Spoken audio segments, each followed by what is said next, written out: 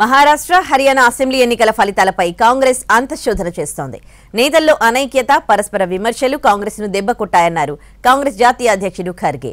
కఠిన నిర్ణయాలు తీసుకుని క్రమశిక్షణతో కలిసిమెలిసి ముందుకెళ్తేనే ప్రత్యర్థులను ఓడించగలమని సిడబ్ల్యూసీ సమావేశంలో హితవు పలికారు. మహారాష్ట్ర హర్యానా అసెంబ్లీ ఎన్నికల్లో ఊహించని దెబ్బ తగలడంపై కాంగ్రెస్ లోతుగా విశ్లేషిస్తోంది.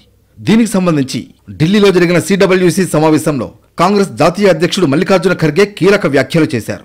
అసెంబ్లీ ఎన్నికల్లో అంచనాలను అందుకోలేని రీతిలో ఉన్న పనితీరే పార్టీకి పెద్ద సవాల్గా మారుతోందన్నారు.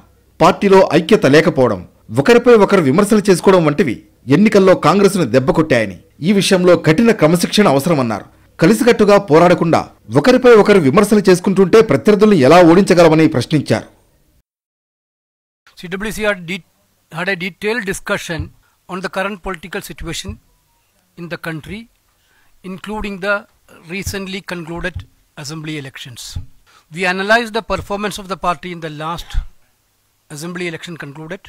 The CWC has decided to constitute internal committees to look into the matters related to the electoral performance and organizational matters in the block and district. సమయానుకూలంగా వ్యూహరచన చేసి పార్టీని బలోపేతం చేసేందుకు నేతలంతా మరింతగా కష్టపడాలని సూచించారు ఖర్గే. అసెంబ్లీ ఎన్నికలకు ఏడాది ముందు నుంచే సిద్ధం కావాలి. ఓటర్ల జాబితాలను పరిశీలించాలి. ఎలక్ట్రానిక్ ఓటింగ్ యంత్రాలు ఎన్నికల ప్రక్రియను అనుమానాస్పదంగా మార్చాయని అభిప్రాయపడ్డారు. ఎన్నికలు స్వేచ్ఛగా, నిష్పాక్షికంగా జరిగేలా ఈసీ వ్యవహరించాలని సూచించారు. ఎన్నికల వ్యూహంతో పాటు క్యాంపెయిన్ను కాంగ్రెస్ మెరుగుపరుచుకోవాల్సి ఉందన్నారు ఖర్గే. తప్పుడు సమాచారాన్ని ఎదుర్కోవడానికి మెరుగైన మార్గాలను అభివృద్ధి చేసుకోవాలని సూచించారు. దేశవ్యాప్తంగా ప్రజల ఎజెండాను అమలు చేసేందుకు గాను కాంగ్రెస్ అధికారంలోకి రావడం చాలా ముఖ్యమన్నారు.